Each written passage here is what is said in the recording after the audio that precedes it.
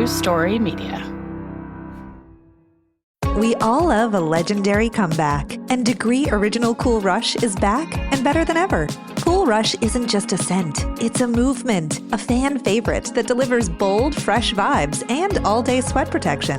Whether you have a man that spends hours in the gym, heads into the office early, or is just trying to stay fresh on a long day, Cool Rush has their back. Head to your local Walmart or Target and grab Degree Cool Rush, the fan favorite scent from the world's #1 antiperspirant brand.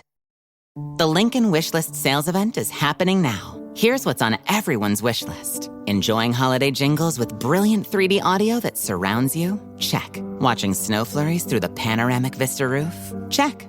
Packing up presents with the spacious Lincoln Splitgate? Check. Everything you want. All standard on the 2025 Lincoln Navigator SUV. Visit your local Lincoln retailer or learn more at Lincoln.com for exceptional offers on 2025 Lincoln vehicles today. This podcast contains adult themes and language, and some of the things that we discuss may be disturbing to some listeners. In this podcast, we discuss sexual assault, torture, race, and murder. Listener discretion is advised. Please take care of yourself.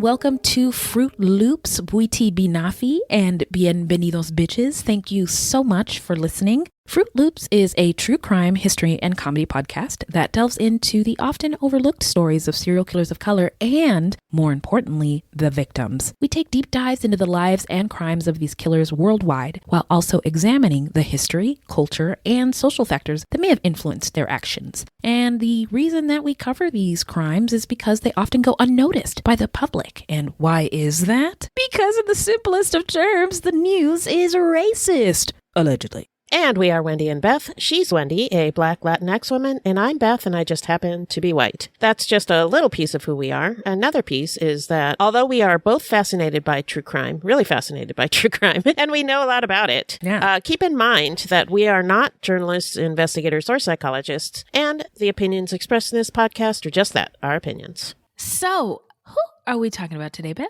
Well, this is our episode 263. In 2013, police in East Cleveland made a horrifying discovery. 3 women's bodies wrapped in plastic near an apartment building.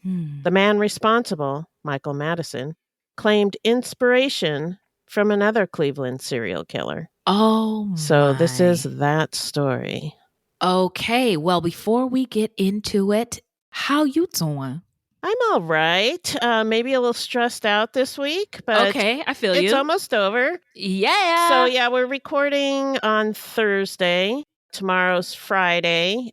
It's Halloween tomorrow, so there's a lot of prep that goes into that, and then it's the weekend, and I can't wait. Yes, I cannot wait. Yes, me too. Yeah, we are recording this the day before Halloween. Mm-hmm. I hope everybody had a wonderful Halloween. Yes, and now going into the future. Ooh, yes. Ooh. And now we're getting ready. Halloween. Yes, for Indigenous Peoples Day. Yes. Woo! And Friendsgiving and stuff like that. Yeah. So that fall is officially here. Yes. I too, work is, oh my gosh, I'm so grateful to have a job, but geez, I am exhausted. Yeah. Me too. So yeah, just looking forward to the weekend. Oh, I am doing an impromptu Halloween costume. Oh, okay. And my plan is to be Old Whitey for Halloween.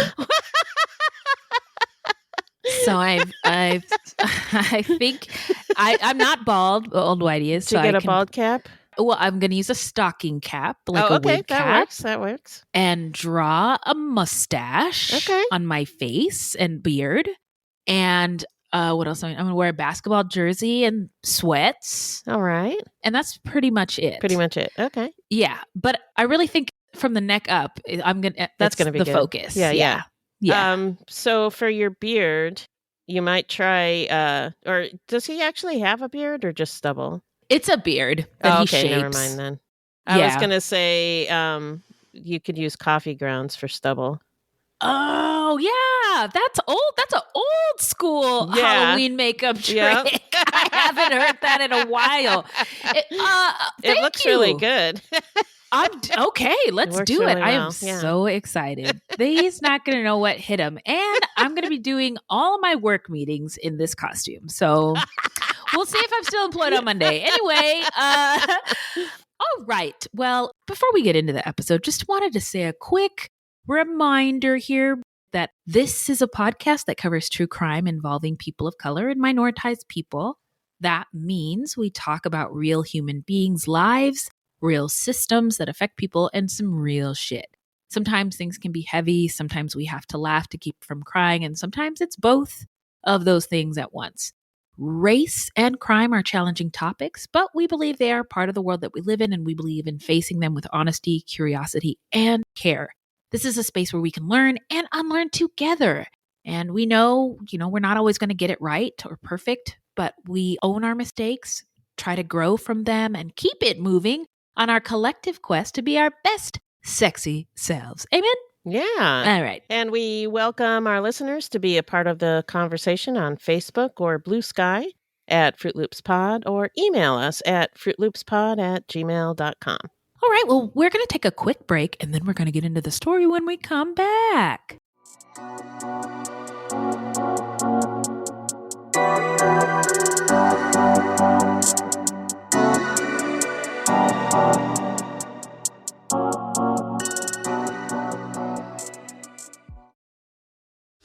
This episode is brought to you by Netflix. This Monday night, witness the end of an era. John Cena takes center stage for his final appearance ever on Monday Night Raw. One last match, one unforgettable farewell. Come celebrate the legacy of a true WWE legend. Monday Night Raw, November 17th at 8 p.m. Eastern Time, 5 p.m. Pacific Time, only on Netflix. Be there for the moment everyone will be talking about. Hey there, it's Dr. Sanjay Gupta with some exciting news to share. CNN is now streaming. That means you can read, watch, and stream everything in one subscription. You can watch news live 24/7. You can also explore catch-up videos and explainer videos. And you can also watch the library of CNN's originals, including my latest documentary, It Doesn't Have to Hurt. Just go to cnn.com/all-access. Okay, we're back. Remind us, Beth, who is our subject today? Our subject today is Michael Madison, who between 2012 and 2013 murdered 3 women and then left their bodies wrapped in plastic near his apartment. All right, this is the love and light portion of our show where we lift up the victims and say rest in power to them, and love and light to their loved ones and communities left in the wake of this crime. The victims are Sherelda Helen Terry, 18, Shatisha Sheely, 28, and Angela Deskins, 38. So rest in power to those queens. Yeah. And now let's get into the setting and early life of our subject. This story takes place in East Cleveland, which is a small suburban city of Cleveland, Ohio, located in Cuyahoga County.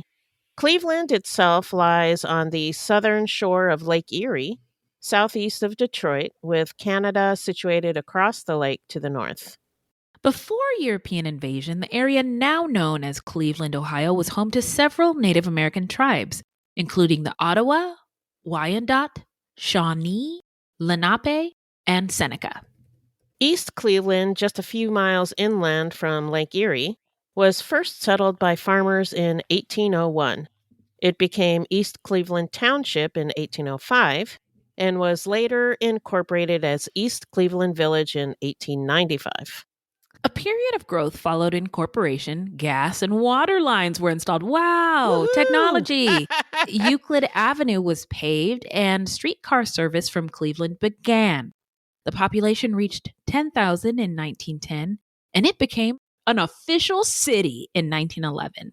Covering about 3 square miles and located just 7 miles east of downtown Cleveland, East Cleveland was once a thriving middle-class community and home to part of the legendary Millionaires' Row along Euclid Avenue, considered one of the most magnificent residential streets in the nation at the time. Wow. Ever heard of so it? funny. Yeah.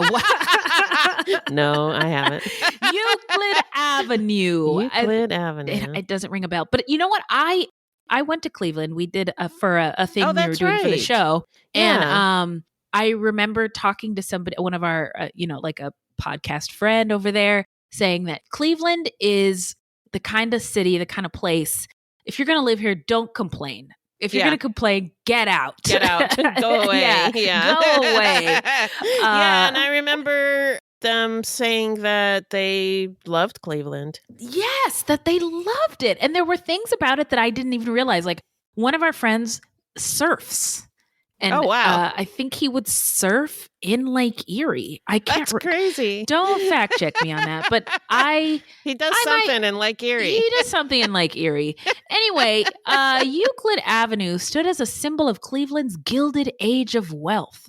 From roughly 1870 to 1920, the avenue was lined with grand mansions owned by the city's leading industrialists and financiers, earning it comparisons to New York's Fifth Avenue for its elegance and concentration of affluence.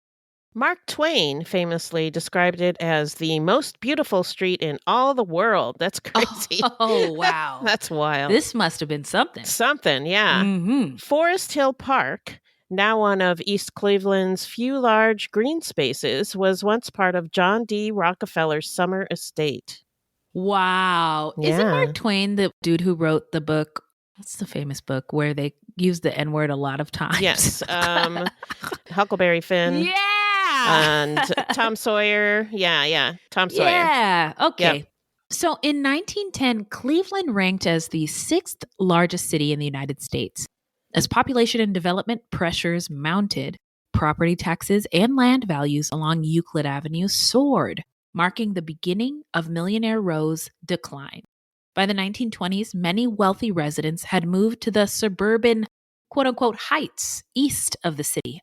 As Cleveland's commercial core expanded along Euclid Avenue, the stately mansions were gradually replaced by skyscrapers, retail stores, and parking lots. Sounds lovely. Paved paradise, put up a parking lot.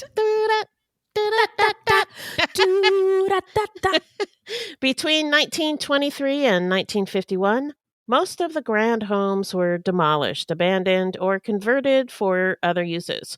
Today, only a few of these homes remain. And like many industrial areas in the Midwest, beginning in the 1960s, the city was hit hard by deindustrialization, leading to widespread job losses and a shrinking tax base. As middle-class families moved to outer suburbs during this period of white flight, property values fell, city revenues dwindled, and public services deteriorated. East Cleveland still faces significant challenges, including poverty, disinvestment, and housing abandonment. Thousands of homes have been left vacant or condemned, leaving some neighborhoods with vacancy rates exceeding 30%. Infrastructure has decayed over time, with roads, utilities, and public buildings showing signs of neglect. The community is predominantly Black, over 90% of the residents, and the median household income remains far below state and national averages, often under $25,000, with roughly 35 to 40% of residents living below the poverty line. At the time of our story, the population was about 17,000, down from 27,000 in the year 2000. At the 2020 census, the population was a little less than 14,000, and it continues to shrink. Interesting. Yeah. Michael Madison was born in Pennsylvania in 1977, but was brought to Cleveland as an infant with his mother. His father's identity is uncertain, and he was never part of Michael's life. Michael's mother, Diane Madison, struggled with addiction. A forensic psychiatrist later described Michael's family as marked by a toxic culture characterized by intergenerational dysfunction. His family history also included inherited traits such as alcoholism and personality disorders. As Michael was growing up, Diane had a series of short-term relationships resulting in at least 14 different transient parental figures in the home. Few, if any, serving as positive role models. The family also moved frequently, adding to the instability of Madison's upbringing. Reports indicate that Diane frequently neglected Michael's basic needs. He often went hungry and received little in the way of care, attention, or affection. She offered no parental guidance, never helped him with schoolwork, and rarely engaged in typical childhood activities like trips to the park or movies. Holidays and birthdays passed without gifts or expressions of love. That's sad. It is very sad. And it reminds me of somebody I know who thought that birthday parties and like exchanging gifts and stuff like that was just made up for movies and TV shows. Really? Yeah, because they never had it. Oh, wow. Now, on one occasion, Michael's mother burned him while bathing him in water that was too hot. At times, her behavior turned violent. Michael later reported that his mother sometimes choked him, beat him with a cord, punched him in the eye, forced food down his throat, and inflicted quote-unquote exercise punishments, such as forcing him to do push-ups for a long time without stopping. Which is torture. Yeah. Yeah. Thank you. Her live-in boyfriends also physically abused Michael, and she did nothing to protect him. On one occasion, he was hospitalized after a particularly severe beating by one of them. Over the years, Michael suffered several head injuries. His half-brother, J.R., was also abused. So, at various times, Michael was sent to live with relatives and with others. A report by Cuyahoga Department of Children and Family Services in the early 80s said that Michael was being abused by his mother and stepfather. Caseworkers concluded that it was not safe for him to return home, and he was sent to live with his grandmother. In 1993, when Michael was a teenager, he and J.R. stayed with an uncle in Pennsylvania. The uncle abused J.R. and had sex with a woman in front of Michael. Ugh. He also encouraged the boys to use drugs and watch pornography. Great. Oh, man. Yeah, no, it's just, I know that teenagers, look at they're interested, porn and are interested in it. Yeah, but it's, that's totally different from like saying, hey, here's some porn. Yeah. No, this is just really, it's just really nasty sounding. Yeah. So Michael's aunt reported that when Michael was 6, a babysitter sexually abused him, although Michael has not corroborated this. He reported that his first sexual experience took place when he was 15 with a 35-year-old woman. Which is pretty fucked up. Oh my God, yes. Yeah. It's a horrifying age difference. It's a horrifying bracket. Yeah. Despite all this, he did manage to graduate from Euclid High School in 1997. But he was arrested for drug-related offenses in 2000 and in 2001. And in 2002, Madison was classified as a sex offender after being sentenced to 4 years in prison for attempted rape. So now let's get into the timeline now that we know who we're talking about and where this case took place. The murders took place over the course of 9 months between October of 2012 and July of 2013. At the time, Madison lived in a second-floor apartment on Hayden Avenue in East Cleveland. A cable television company occupied the ground floor. Neighbors described Madison as a familiar presence in the area, always walking up and down the streets. One neighbor who had seen him walking in the neighborhood reported that she had to tell him to stop talking to her daughter and her cousin because he was too old for them. How old is he at this time? He's like 35. Okay. And they were teenagers. Okay, yep, definitely. Yeah. One of Madison's girlfriends, Brittany Darby, recalled that he wasn't a heavy drinker during the period when the murders occurred. Brittany, along with Madison's neighbor, Asia Stovall, and his friend, Kiana Baker, later testified that Madison was a good father to his 2 children. The children lived with their mother, but according to Kiana, they loved spending time with Madison and showed him both respect and obedience. Brittany also described Madison as a loving father whose affection for his children was clearly mutual. But Kiana said that Madison had told her he was aggravated with women, quote, acting like they don't want to fuck, unquote, and that they made him want to, quote, Anthony Sowell a bitch, unquote. What? No. Yeah. You may recall that Anthony Sowell was a Cleveland serial killer known as the Cleveland Strangler. He was convicted in 2011 for murdering 11 women whose bodies were discovered at his home in 2009. And we covered this case back in 2018. It was our episode 8, which I thought it was later that we covered it, but that was one of the first ones. That was one of our first ones. Yeah. Wow. Well, I was going to say, don't go back and listen to it. I mean, it is a really interesting story, but I haven't listened to it in many years, so it might suck. Just FYI. So just forgive us. The show, we've evolved. We're older and wiser people now, and so I don't even know what to say. It might be great. Who knows? Maybe you'll enjoy it. Don't remember. But for that, thank you. So a woman who described herself as the ex-girlfriend of Michael Madison later told a reporter that Madison had a fixation with Anthony Sowell. The woman said that Madison would frequently watch YouTube videos about the Sowell case and cry, expressing sympathy for Sowell and disdain for his female victims. That's nuts. I mean, that's nuts. I'm like, put this man somewhere for treatment now. I mean, yeah. That's...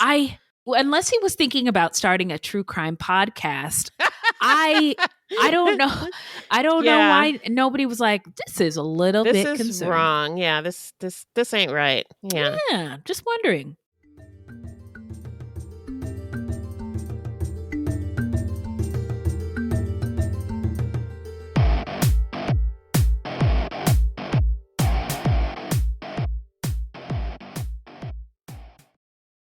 Running a business comes with a lot of what-ifs.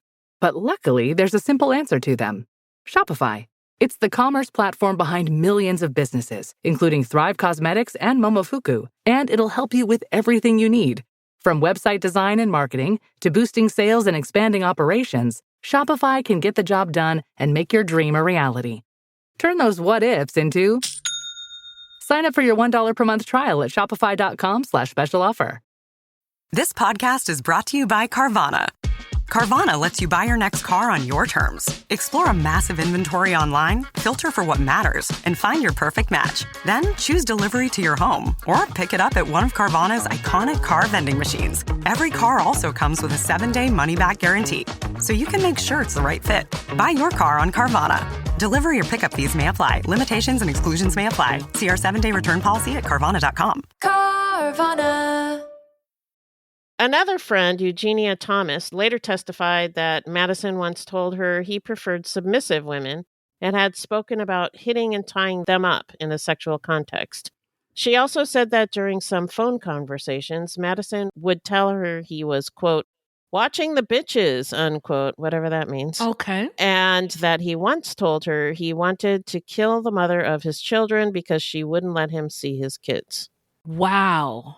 Just a lot of red flags. I'm speechless. Yeah. In the fall of 2012, a 28-year-old mother, Shatisha Shealy, went missing. Unemployed and in a vulnerable situation, she was close to her mother, brother, and sisters. Her family last heard from her in September 2012. Her mother reported her missing, but tragedy struck again that December when Shatisha's brother was shot and killed during a home invasion. When Shatisha didn't attend his funeral, her family grew even more worried for her safety. Madison later told police he picked her up at a bar and brought her back to his apartment. Brittany Darby later testified that around that time, she noticed a fresh scab on Madison's nose. When she asked him about it, he told her he had broken up a fight between 2 girls. The following year, on June 7th, 2013, So it's October, it's the fall, so we have the winter, and then it's starting to be summer again. And so it's been a little while. Yeah. On June 7th, 2013, Angela Deskins, 38, went missing. A 1994 graduate of Euclid High School, the same school that Madison graduated from. She attended Cuyahoga County Community College and worked in customer service. She came from a close, supportive family with 6 siblings. She was reported missing on July 1st. Around the time that she went missing, Angela used her cell phone to call Madison. A friend later testified that he dropped her off near an abandoned barbecue place in East Cleveland, where Madison was waiting for her. Not long after, Brittany Darby started noticing a foul odor in Madison's apartment.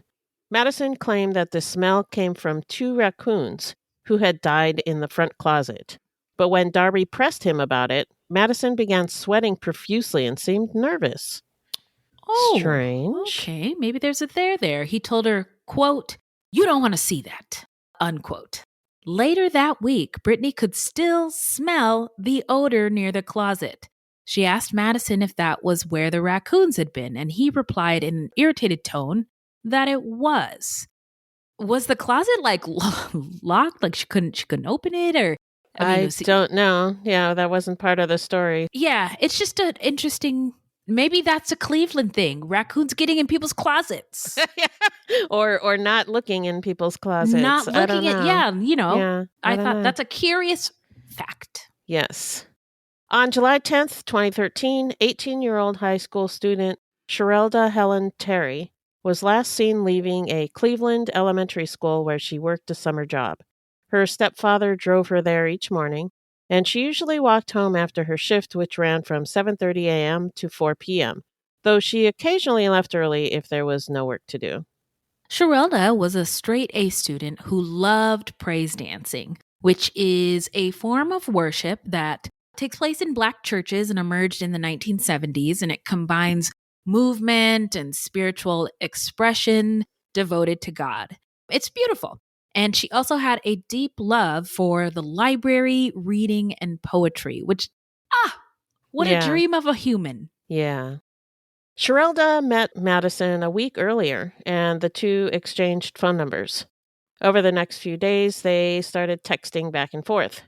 Madison told Sherelda that he was 25 years old and had no kids. He was actually 35 and had 2 kids. Oh, my. So he's a liar. Okay. He also lied about what he did for a living, although I don't know what he told her, but yeah, he's a liar. I wonder what he could have told her. Yeah. So the two discussed when and where they might hang out, and Madison suggested that Sherelda come to his place. And Sherelda replied, quote, "We can hang out, but I'm not going to your house. I don't trust you like that yet," unquote. Which is so smart. Yeah, it is. But he must have worked his manipulation techniques on her. Because on the afternoon of July 10th, she texted Madison to ask if he wanted to hang out. Madison asked if she was headed to his street, and she replied that she was on 152nd and St. Clair right now. I'm not sure where that was, but it was Sherelda's last message, so they must have met up. Madison later claimed that he recalled waking up next to Sherelda's dead body, which he wrapped in plastic garbage bags and put in the apartment building's garage. A few days later, Brittany noticed a long, deep scratch on Madison's shoulder, but he told her this time he'd been in a fight and that his opponent's girlfriend had scratched him. Oh, he seems to get in a lot of fights. He sure does. Yeah. Red flag. Red flag alert. All over the place. Yeah. Around this time, another one of Madison's girlfriends, Shanta Mahone, he also has a lot of girlfriends. Yeah, I noticed that. Yeah. She said she also noticed a foul odor coming from his apartment. And Madison claimed that he didn't know what it was and suggested maybe a dead animal. Shanta also saw several deep scratches on his face. According to her, Madison said he'd gotten into a fight and that a girl had jumped in and scratched him. Wow. Okay. It's just the summer of fights. Yes, for Madison. Yeah. And I imagine people who knew him are like, gosh, he sure is getting into a lot of fights. Is feisty, yeah. Yeah. And I mean, for a dude who says he hates women so much, what's he doing around them so often? Yeah. You know? Why does he have so many girlfriends? Yeah. On July 19, 2013, an employee of East Cleveland Cable called police complaining about a lingering stench and hundreds of flies. Oh, hundreds of flies coming from one of the garages shared by the company and residents of the building where the cable company was located. The East Cleveland Police Department responded and searched the garage. There they discovered a large garbage bag jammed between Madison's car and the wall. When they cut open the bag inside, they discovered a decomposing human body. Oh my God.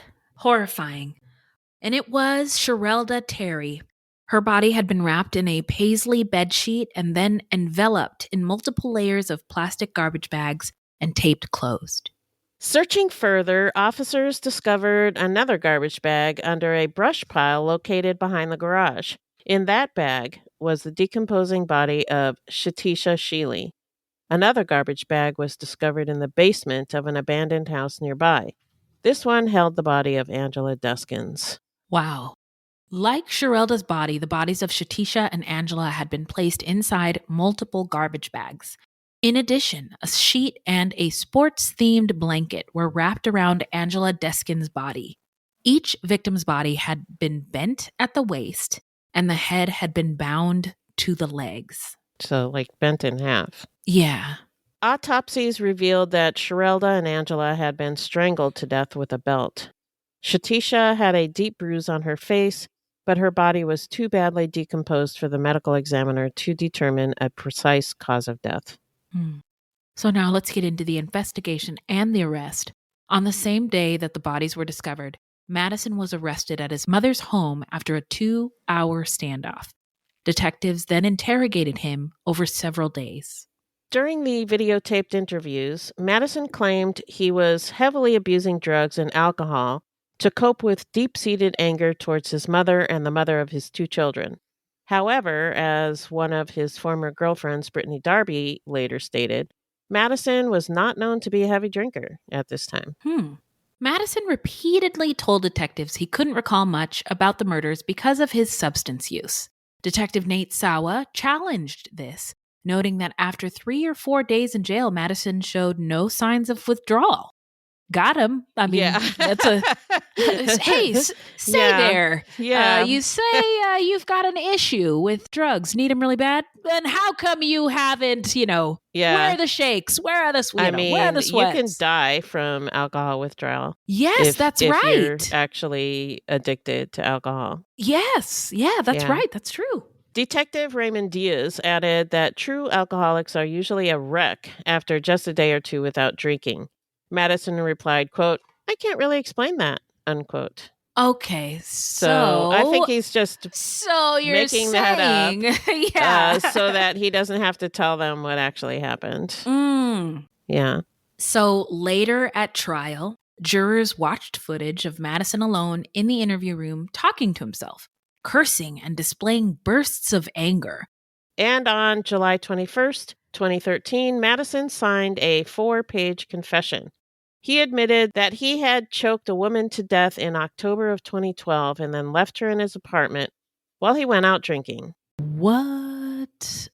I'm sensing, I don't know what his diagnosis is, but it doesn't seem like he cares about anybody. Anything, yeah. Anything. Yeah. So when he returned, he said he, quote, folded her up, unquote, put her into multiple layers of trash bags and moved her to the garage. He left the body there for months, then moved it outside behind the garage. He said that he did not know this victim's name. It was Shatisha Sheely. Madison claimed that he did not recall actually killing the other victims. He admitted that he had invited Sherelda to his apartment, but was really drunk and high that night, and he did not remember killing her.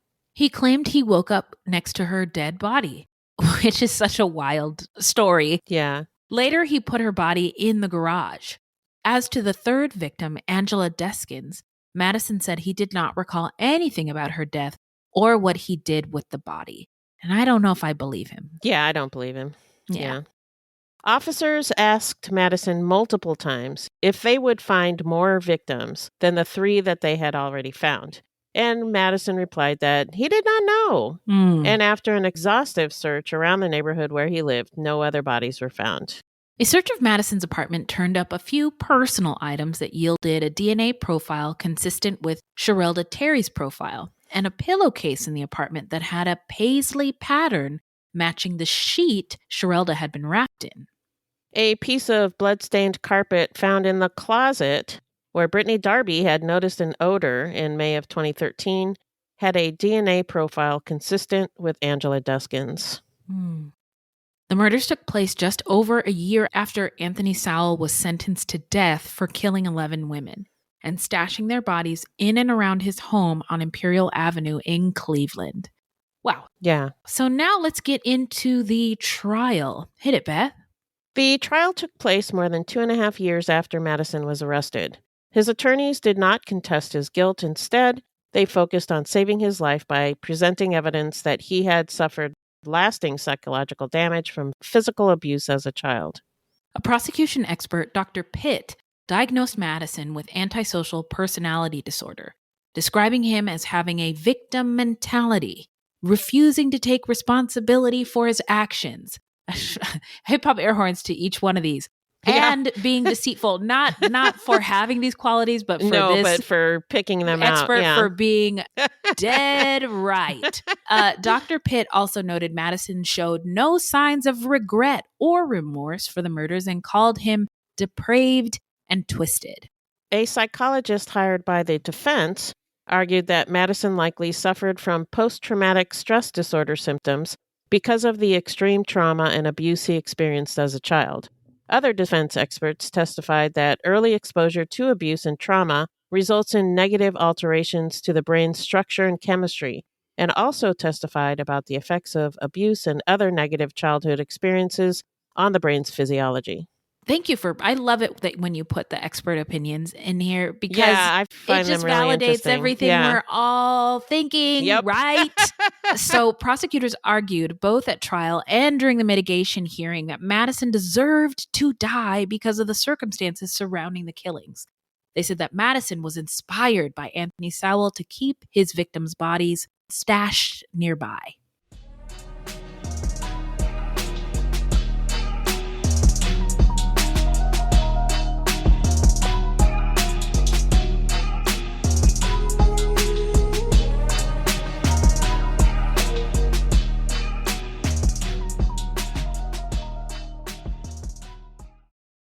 This is a real good story about Bronx and his dad, Ryan, real United Airlines customers. We were returning home, and one of the flight attendants asked Bronx if he wanted to see the flight deck and meet Captain Andrew. I got to sit in the driver's seat. I grew up in an aviation family, and seeing Bronx kind of reminded me of myself when I was that age. That's Andrew, a real United pilot.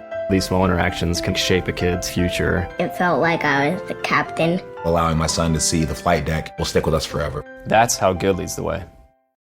Christopher Schroeder, a Cuyahoga County assistant prosecutor, told the judge that a death sentence will, quote, send a message to the community that the strongest possible sentence will be imposed upon crimes of this nature, unquote. I don't think murderers like this think about that, though. I don't think that they do at all. Yeah. So if that's the reason for doing this, that's not a great... I don't know if that's a good reason. Yeah. Like you and me. Yeah. I wouldn't kill anybody. No. Oh, and also on top, you're telling me I might get the death penalty? Oh, I'm not really not going to do it now. But like somebody like Madison, I don't. Yeah. He's not even thinking about that. Yeah. Doesn't seem like it one bit. Yeah. So finally, the jury recommended that 38-year-old Michael Madison be sentenced to death, and Judge Nancy McDonnell agreed. She had the option to give him life in prison without parole, but decided against it. McDonnell said the brutal nature of Madison's crimes far outweighed the evidence offered in his defense, including accounts of his abusive and chaotic childhood. And I actually read the court order, and it said, this mitigating factor, moderately weighed or moderately considered. And then about the abuse and chaotic childhood, it was only like slightly considered. Yeah. So the judge yeah. didn't give that part much weight. Yeah, it does sound like he had a pretty terrible childhood. Yes. But also some of that obviously some of it did happen because, he was taken. Authorities got involved. Yeah. And there's records, etc. Yes. But I don't know if all of it happened because some of that came from him. So I see. I mean, it could have all happened, but I just don't know. Sure. Yeah. Anyway, so let's see. He was sentenced to death.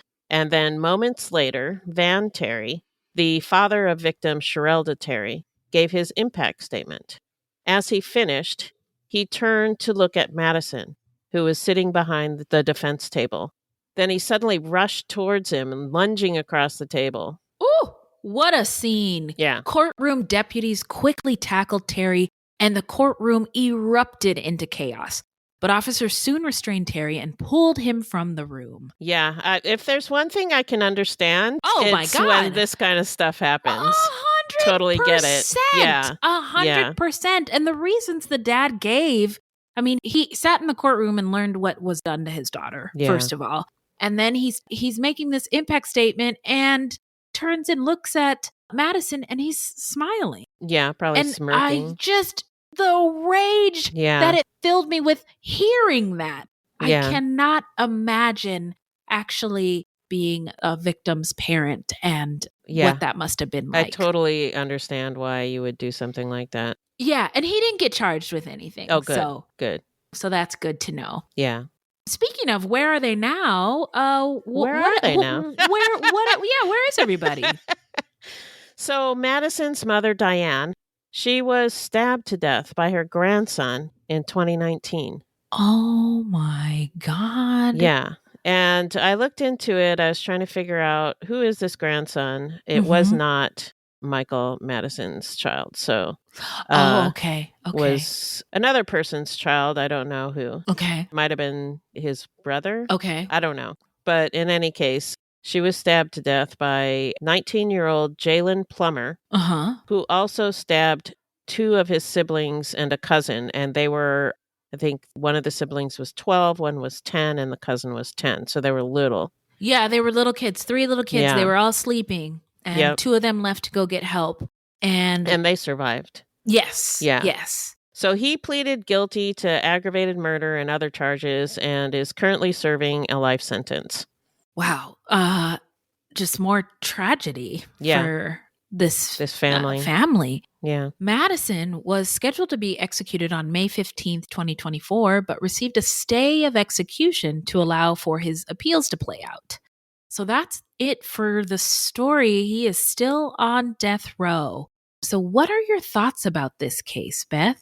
Well, Madison claimed he was heavily abusing drugs and alcohol to cope with deep-seated anger towards his mother and the mother of his 2 children. To me, it doesn't sound like he was abusing substances, but he definitely had deep-seated anger towards women. Yeah. And it's really little wonder why his rage towards women was likely rooted in his horrific childhood full of neglect and abuse. Yeah. Did he have antisocial personality disorder? What do you think? It's very possible.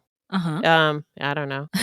But it is very possible. I mean, they did mention that his family had a history of personality disorders. And sometimes when you have like the genetic predisposition for a personality disorder, a horrible childhood will like cause it to manifest. Activate. Yeah. There you go. What makes Madison's case especially chilling to me is that he was inspired by another serial killer, Anthony Sowell. Yes. He was inspired by him.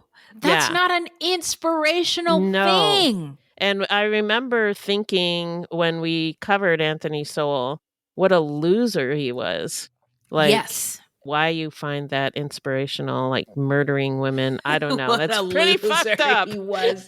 No, I had that same thought. And I do want to talk to you more about the inspiration copycat part of it. Okay. And then finally, the fact that his mother was murdered by her grandson.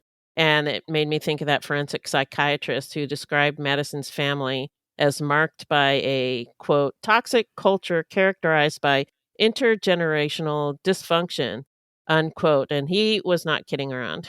Yeah, no, again, nail on the head for that psychologist's assessment, because those are words I'm not familiar with, but when he said it, that's like, what it sounds bing, like. Bing, bing, bing. That's what it is. I didn't know what it was before because I didn't have the language, but now I do, and you got him. Yeah. The copycat thing, I also thought was interesting, also to consider, like, in the context of mass shootings, and after the most recent one, I can't remember which, there was some reporting that came out that these individuals who are committing these mass shootings are leaving calling cards to each other and being inspired by past actors, like the messages that they write on their paraphernalia, the weapons or the casings and things like that, and in their manifestos are callbacks to other events that gave them inspiration.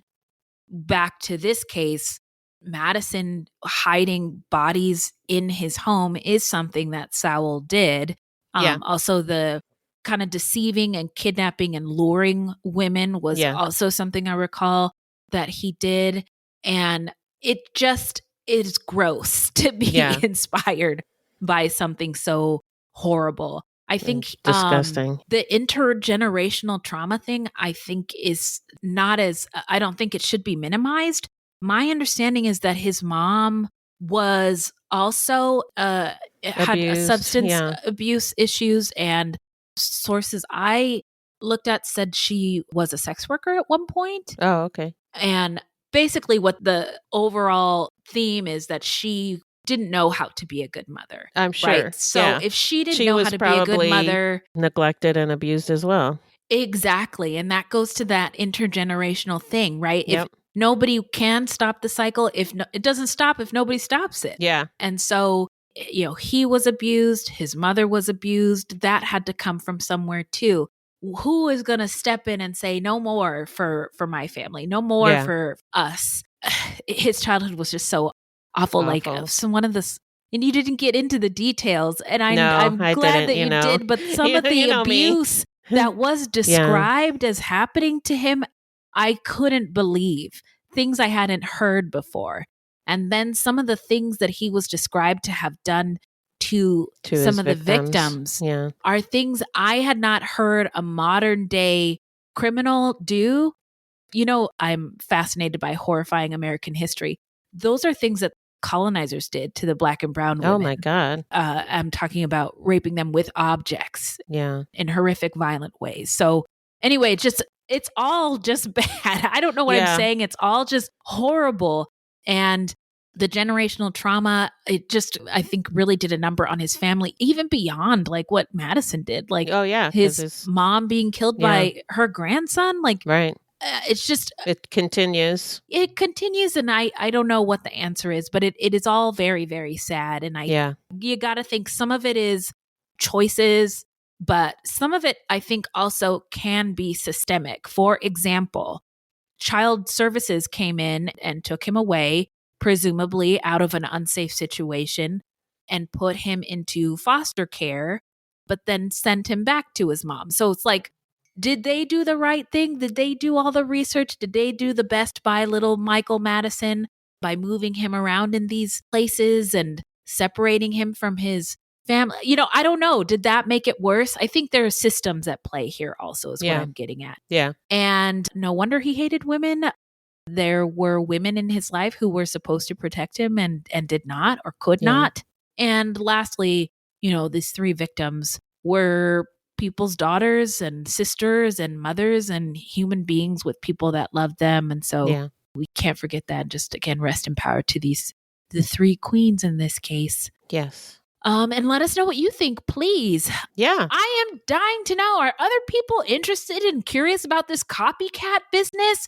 Remember the 1990s movie with Harry Connick Jr., I believe? And he played a copycat killer. Am I remembering this right?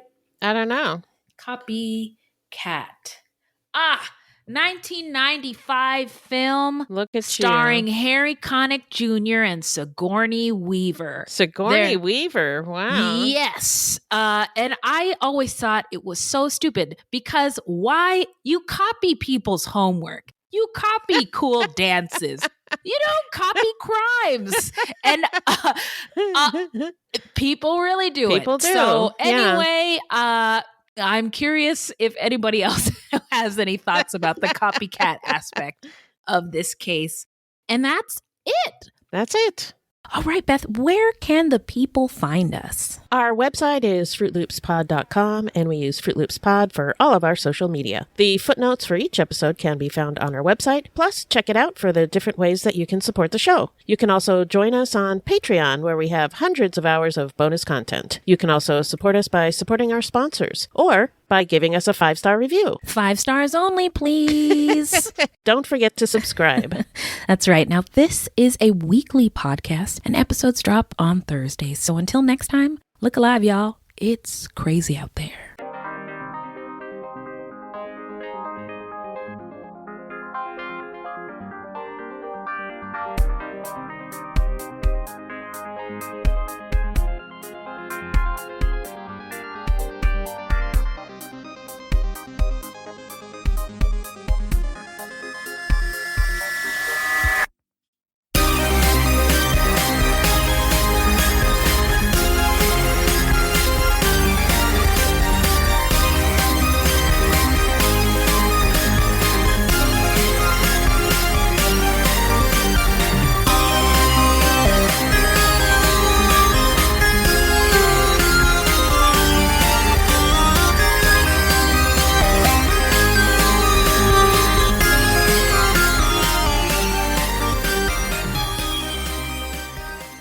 God, you are so organized.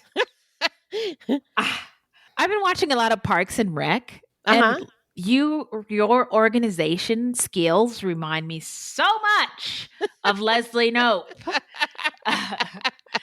And I always think about Brooklyn Nine-Nine, how much she loves binders. Yes. Yeah, no, and there's a big overlap between, because Brooklyn Nine-Nine, it's the same production company and the same people. I didn't realize that. Fremulon. Fremulon, right. And that's the company that did Leslie Knope. No, I mean Parks and Rec. Parks and Rec. Anyway, yeah. Yes, okay. All right. All right, Leslie Knope, I will read this thing. Okay. I'm so sorry I can't talk today. It happens. 15 with a 15 with oh my god, sorry. I got distracted. I think last week was my week. Yeah. Yeah. I was like, oh, that's so sad. I went, poor Beth, she can't talk. And now look at me. It just happens sometimes. Like, I don't know if it's like you're too tired or I don't know. It just happens sometimes. Yeah, I appreciate the grace. No big deal. So I'm going to read that sentence one more time. Around the time, I lost my place. Sorry. Christopher Schroeder, a Cuyahoga. Oh my God. My eyeballs just popped out of my head when you said that. Wow. You're not usually like this, friend. What's going on over there? I don't know. Are you all right? I wish. Oh my gosh. Yeah, same. Okay. Oh, okay. All right. Here we go. Serious mode. Here we go. Sorry, I lost my place. No problem. And then he's giving an impact statement. I'm so sorry. I don't know how my phone works. Okay. It's making noise. Okay. And then anyway, I'm glad you did that. Over the holidays, maybe we'll have some time to actually think. Yes, to think. What is that? Yeah. No, what's that you say? I don't know.